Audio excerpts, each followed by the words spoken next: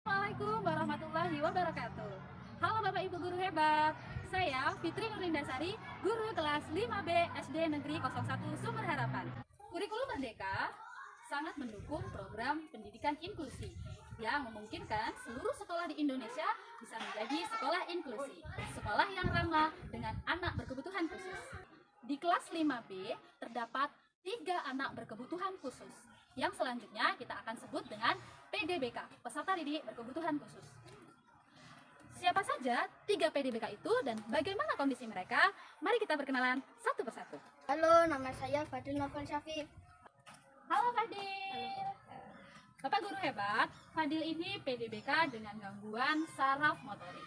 Kadang juga Fadil bisa mengalami kecemasan saat dia mengalami kondisi tertekan.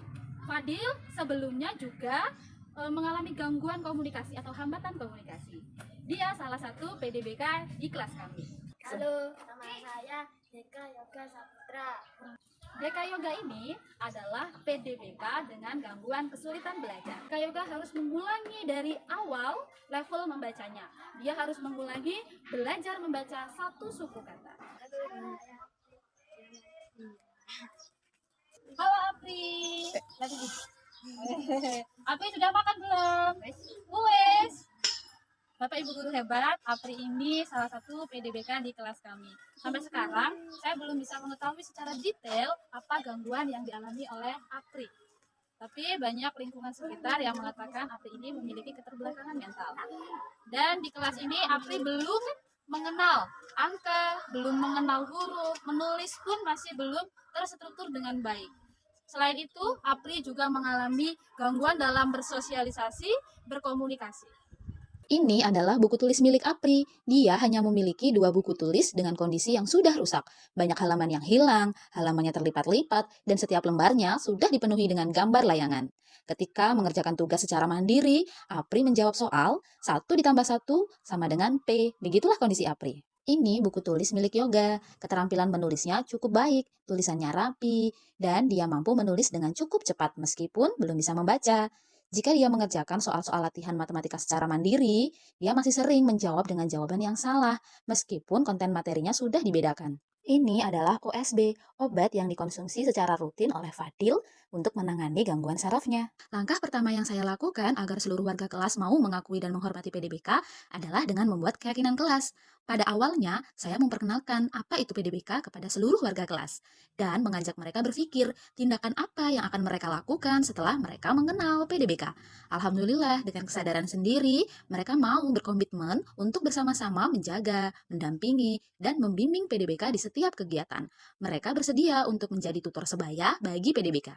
Salah satu upaya untuk membuat PDBK merasa diakui adalah dengan memberinya peran-peran penting di dalam kelas. Ini adalah proses PDBK terlibat diskusi dengan peran yang mereka pilih bersama tim mereka.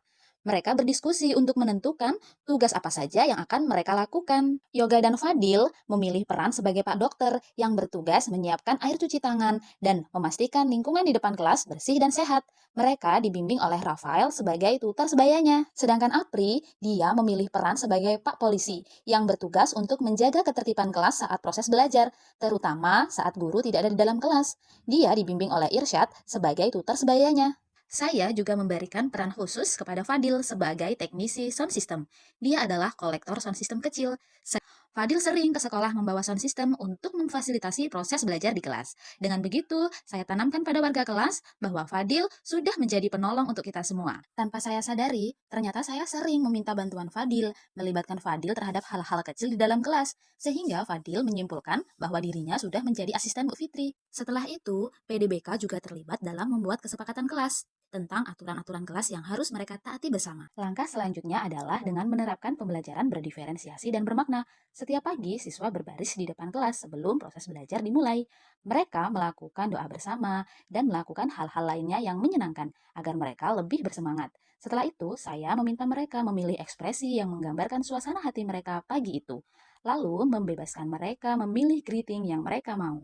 Saya juga sering menerapkan pembelajaran yang menyenangkan di dalam kelas untuk membantu PDBK belajar dengan nyaman, seperti menerapkan model eksperimen, bermain peran, game, atau model pembelajaran lainnya yang menyenangkan. Setiap hari, saya menerapkan pembelajaran berdiferensiasi untuk PDBK. Saya menyiapkan waktu khusus, tempat khusus, dan konten materi yang lebih mudah. PDBK sadar akan keterbatasan kognitif mereka, sehingga mereka merasa diakui dan dihargai saat mereka belajar sesuai dengan kemampuan yang mereka miliki, dan guru memfasilitasi apa yang mereka butuhkan. Praktik baik ini membuat PDBK menjadi lebih percaya diri saat belajar, dan di hari berikutnya mereka menanti-nanti pelajaran untuk mereka. Bahkan, Fadil dan Apri sering ke meja saya menagih soal tanpa saya suruh.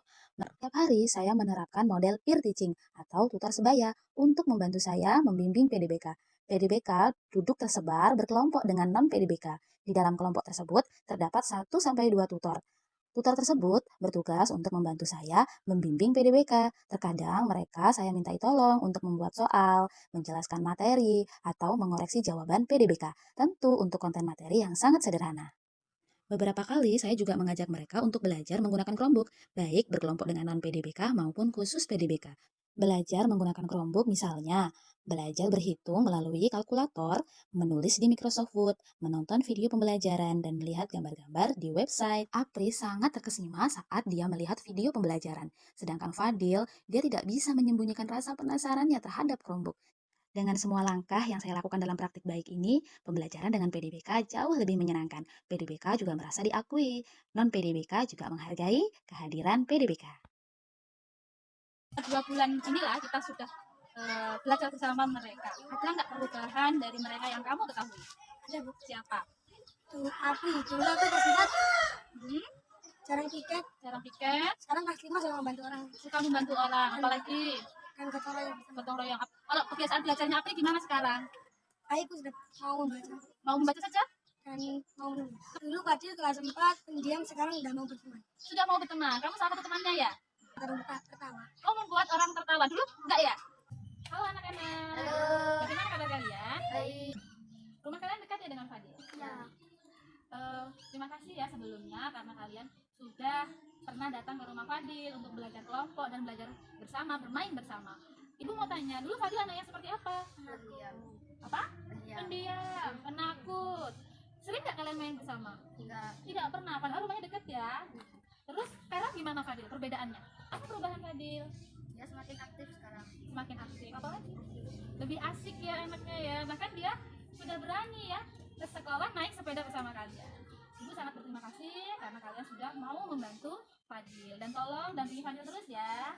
Bapak Ibu guru hebat, ternyata dengan menerapkan pembelajaran berdiferensiasi serta melibatkan keaktifan, melibatkan peran penting PDBK, contohnya dalam membuat kesepakatan kelas, keyakinan kelas.